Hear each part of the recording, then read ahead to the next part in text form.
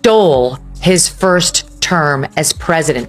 These absolute liars who run around trying to act like they're the protectors of democracy completely ruined it, tried to undermine it at every turn and at the highest levels with lies, with out and out lies that were really serious, and changed foreign policy and changed the course of history in this country in Trump's presidency.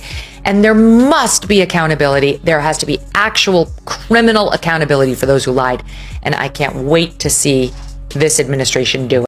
Said. And the other thing he said that really struck me, he was talking about the drone program. He killed 10 times more people with drones than George W. Bush did. And he said, I never realized I would be so good at killing people. He's a cold human being. Like, what is that? That's sociopathy. Yeah, well, for sure. You have to be a sociopath to even think that way. Yes. But he surrounded himself with other sociopaths. Barack Obama walks into history like a man who thinks every word he utters should be carved into marble, when in reality, half of it belongs on the back of a cereal box. Megyn Kelly and Tucker Carlson see through the polish, the perfect suits, the effortless smile. Strip away the smooth cadence, and what you're left with is a politician whose greatest skill was convincing people that charisma equals competence.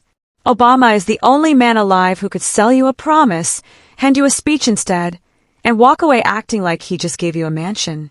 Pulled them all into the White House. They had a big meeting.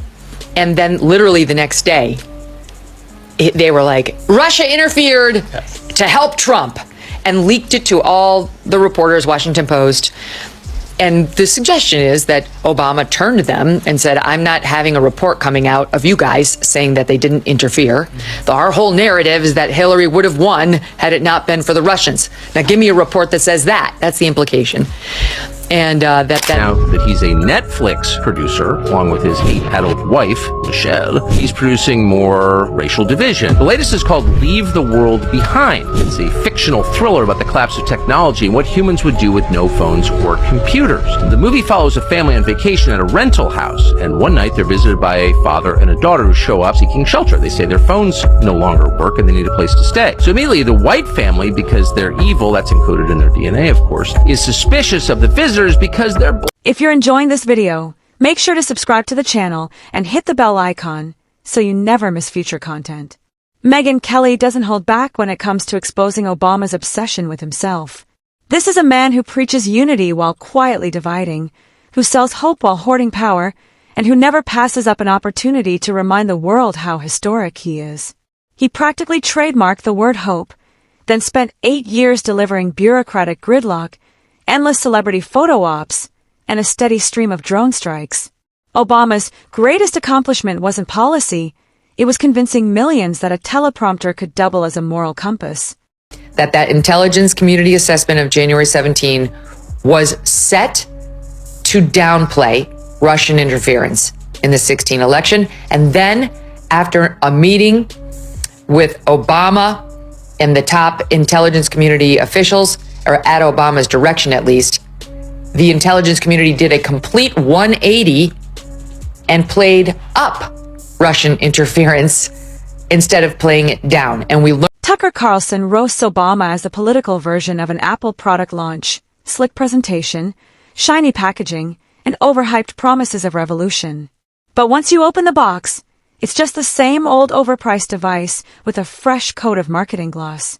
Obama wasn't change you could believe in, he was change you could barely notice. Healthcare reform became a tangle of half measures and messy compromises. Foreign policy left a trail of disasters, carefully wrapped in poetic speeches. Domestic unity. The country grew even more divided while Obama smiled for Vanity Fair spreads and basked in celebrity applause. Goes on and on and on like this. Here's a clip. I'm asking for you to remember that if the world falls apart, trust should not be doled out easily to anyone, especially white people. Can't trust white people. They're evil. This is the guy, remember, who became famous at the Democratic Convention in 2004 by telling us there is no white America, there's no black America, it's just one America. But of course, that's not really a profit model in politics, is it? So he's been stoking race hatred ever since, and the disarray around us is the result. Megyn skewers the hypocrisy with precision. Obama branded himself as the anti-establishment crusader, yet once in power, he became the establishment's most polished mascot. Wall Street showered him with praise, Hollywood practically adored him, and the mainstream media treated him like royalty. The man who vowed to weaken elite influence ended up golfing, dining, and laughing alongside them. His presidency often felt less like leadership and more like an extended Oscars ceremony with executive orders casually sprinkled between photo ops. Obama wasn't a reformer. He was the star of America's longest-running award show, winning Best Performance in Pretending to Care. Friday night, Tulsi Gabbard went on Fox News and said that she'd found documents that she was releasing that show, in sum and substance, that one day the intelligence community under Barack Obama was ready to come out and say that the Russians did not interfere in the 2016 election and really had no part in it, and that whole thing was kind of bullshit. Tucker dives into the cult of personality surrounding Obama. People fainted at his rallies, wept during his speeches, and practically treated him like a political savior. Yet behind the glowing headlines and celebrity aura, the middle class kept shrinking, wages stayed flat, and communities quietly crumbled. The very voters who adored him most were often the same people hit hardest by his hollow, feel-good policies. Obama was the Instagram filter of American politics. Everything appeared brighter, sharper, more inspiring than it truly was. He turned mediocrity into spectacle and made failure sound almost poetic, even worthy of applause. The psychodrama between him and Obama is real. I don't think it is between him and Kamala Harris, but between him and Obama, it's real. I remember Hunter Biden, who was my neighbor for many years, telling me more than once, when Biden was vice president, how much they despised Barack Obama. He despised Barack Obama. Well, what he did to Joe Biden in 2016 to say, we're going with Hillary Clinton, that in the Biden family, that's as bad as it gets. That's as treacherous as it gets. And then in 2020, he didn't really support him until he had to, when it was just him and Megyn calls out Obama's obsession with optics and self-promotion. He treated the presidency less like public service and more like his personal Netflix special. From slow jamming the news with Jimmy Fallon to posing for endless selfies with Hollywood royalty, every move was about cultivating the brand. Obama's greatest skill wasn't governing, it was public relations, pure and simple. He could make Americans forget the chaos in Syria by crooning Al Green at a fundraiser, or distract from years of economic stagnation with a flawlessly staged family photo on the White House lawn. The man behaved less like a president and more like a lifestyle influencer with nuclear launch codes in his pocket. Tucker hammers home Obama's foreign policy failures. Libya was a disaster, Syria an outright nightmare. Iraq dragged on endlessly, Afghanistan was passed off like an unwanted leftover sandwich. Obama's famous red line in Syria turned out to be more like a pink suggestion that dictators mocked, allies doubted, and enemies easily ignored. He wasn't truly leading the free world, he was narrating its gradual decline from a safe distance. If foreign policy were a feature film, Obama would be the smooth-voiced trailer guy, dramatic, impressive, but never actually starring in the movie. They concluded in this House document that the Intelligence Community Assessment, or ICA, of January 17 was subject, quoting here, to unusual directives from President Obama and senior political appointees, particularly CIA Director Brennan. Unlike, still quoting, routine intelligence community analysis, this ICA was a high-profile product ordered by the president, directed by senior IC agency heads, and created by just 5 CIA analysts, using one principal drafter. Megyn points out the glaring irony of Obama's self-image as a great unifier. He campaigned on bridging divides, promising harmony and healing, but by the time he left office, America was more fractured than ever. Racial tensions skyrocketed, political polarization intensified, and the nation splintered into warring tribes. Obama's go-to solution was always another eloquent lecture, another soaring speech filled with lofty rhetoric and empty assurances. He could talk about race relations for an hour, leaving audiences inspired, until they stepped outside and realized absolutely nothing had improved. Tucker calls Obama the undisputed king of superficial reform. He promised transparency, yet his administration secretly spied on journalists. He promised accountability, yet scandals piled up from the IRS to Benghazi without consequence. He promised to fix healthcare, yet the Affordable Care Act turned into an unaffordable nightmare for millions of working Americans. Obama's presidency felt like buying a used car from a slick salesman, shiny on the lot, but the engine light starts flashing as soon as you drive away. Megyn skewers the media's embarrassing love affair with him. Obama didn't face real scrutiny. He received glowing fan mail. Reporters lob softball questions about his favorite basketball team while ignoring failures both abroad and at home. His press conferences were less about accountability and more like book club gatherings where journalists competed for his approval.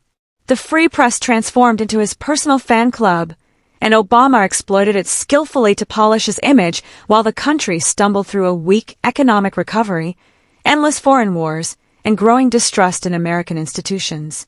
There seems to be some momentum picking up in the rumor mill about their marriage. First, on January 15th, in the Substack of Jessica Reed Krause, also known as House and Habit, she posts the following. Michelle Obama's absence at Jimmy Carter's funeral certainly raised some eyebrows, but yesterday's announcement that she won't be attending Trump's inauguration confirms something is definitely going on between her and Barack. Whispers about cracks in their relationship have been circulating in D.C. for over a year now, but this feels like the first public proof of a marriage on the rocks. If I had to guess, they will wait until after the inauguration to announce it. Timing, is everything.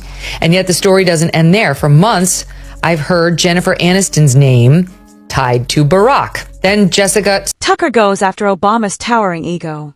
This is a man who wrote not one, but 2 memoirs before even turning 50. Who does that? Most people wait until they've actually accomplished something historic. Obama, on the other hand, wrote about himself as if he'd already been carved into Mount Rushmore. And he didn't stop there. Even after leaving office, he eagerly cashed in on Netflix deals, blockbuster book tours, and lucrative speaking gigs that raked in millions. He turned public service into personal branding, politics into celebrity marketing. He wasn't just the president, he was the franchise. Megyn reminds everyone that Obama's most loyal fans still measure greatness not by results, but by delivery, how well he spoke rather than how well he governed. Yes, he could deliver a soaring line about the promise of America, complete with pauses that made crowds swoon. But when the speeches ended, factories shuttered, healthcare costs skyrocketed, and working families kept struggling. His supporters remember the goosebumps, not the stagnation. It's like raving about a concert because the lighting was beautiful, while ignoring that the band played hopelessly off-key the entire night. Hirsch piece. Here's the cliff notes. Obama colludes with Nancy Pelosi and Hakeem Jeffries and Schumer. Sunday morning calls Biden and says, you're done. Kamala's gonna 25th Amendment you, and you gotta step aside. And who places the call? Obama. Obama does. So Obama calls the sitting president and tells him, you're done. Then tells Kamala Harris, you're gonna be the nominee, but if you don't gain traction, if you're not popular, we're gonna take you out too. I mean, it's all shocking. It sounds Tucker doesn't spare Obama's legacy. The man laid much of the groundwork for the political chaos that followed. By ignoring growing discontent in middle America, cozying up to wealthy elites, and dismissing opponents as beneath him, Obama inadvertently opened the door for a political earthquake. He claimed to be a shield against division, yet his arrogance, aloofness, and detachment only fueled deeper resentment. The irony is almost poetic. The president who promised hope and change left the nation cynical, bitter, and ready to burn the house completely down. Megyn hammers home the emptiness of Obama's so-called achievements. His Nobel Peace Prize was awarded before he'd even done a single thing of note. It's like winning an Oscar before filming the movie. His healthcare reform limped forward, unpopular, tangled with loopholes, and burdening millions. His foreign policy created power vacuums that chaos eagerly filled. His economic recovery was painfully slow, uneven, and left countless working Americans behind. Obama's record stands as a masterclass in style over substance, soaring speeches over actual solutions, and flawless branding over meaningful results. And like I said, the only reason I had come out about it is I had reached out to the campaign even in 2007. Only because I saw all these kids getting excited about it. Okay, wait, so how did that end? Same way.